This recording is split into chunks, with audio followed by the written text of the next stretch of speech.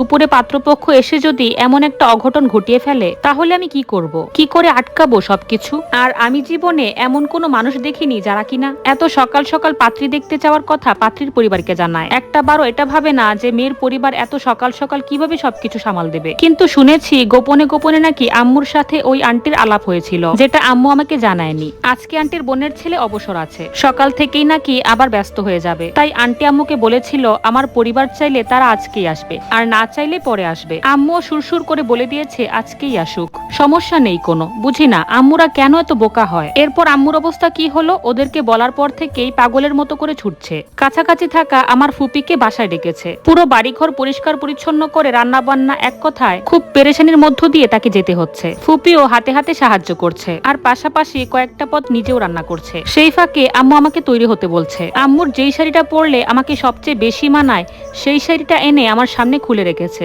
আর বলছে গোসল সেরে এটাই পরার জন্য। সত্যি বলতে এই শাড়িটা আমারও ভীষণ পছন্দের, কিন্তু আজকে পরার মতো কোনো ইচ্ছাই আমার নেই। আপাতত বকাবকি থেকে রক্ষা পাওয়ার জন্য হলেও আমাকে এখন গোসলটা করতেই হবে এবং সাজুগুজু করতে হবে। গেলাম গোসল করতে। খুব তড়িঘড়ি করে গোসলটা শেষ করে বাইরে এসে ফোনটা হাতে নিলাম, কেউ মেসেজ কিংবা কল করেছে কিনা সেটা চেক করার জন্য। আজকে তো তার একটু তাড়াতাড়ি করেই জাগার কথা। পরে যখন শুনবে আমি পাত্রপক্ষের সামনে গিয়েছি তখন বিষয়টা কেমন হবে জানি, শুনলে রাগারাগিও করবে। কিন্তু আমি আর কি করে যোগাযোগ করব?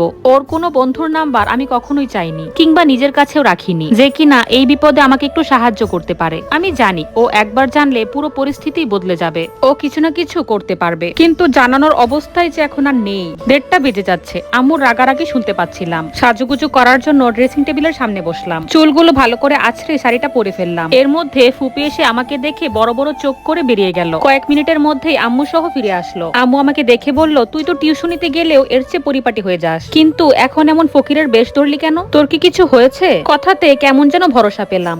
আম্মুকে আস্তে আস্তে বললাম, ফুপিকে একটু বাইরে যেতে বলো। আম্মু কিছু বলার আগেই ফুপি বাইরে বেরিয়ে গেল। আমি আম্মুকে জড়িয়ে ধরে হাউমাউ করে কান্না করে দিলাম। আম্মু ভেবাচাকা খেয়ে প্রশ্ন করতে লাগলো, কি হয়েছে মা? আমি চোখ মুছতে মুছতে আম্মুকে বললাম, আম্মু, যে আন্টি প্রস্তাব নিয়ে এসেছে, আমি উনার ছেলে রাফানকে অনেক ভালোবাসি। ওর ছোট বোনের শিক্ষক হিসেবে রাফান নিজে আমাকে নিযুক্ত করেছিল।